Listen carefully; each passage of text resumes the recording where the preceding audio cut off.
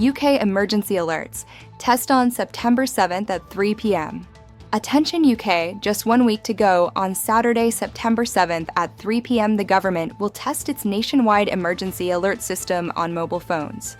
This test will check if critical messages like warnings about severe weather floods or other emergencies can reach everyone quickly. Don't worry, this is only a test. Make sure your phone is on notifications are enabled and stay tuned. Authorities want to ensure everyone is ready and can get alerts on time when real emergencies happen.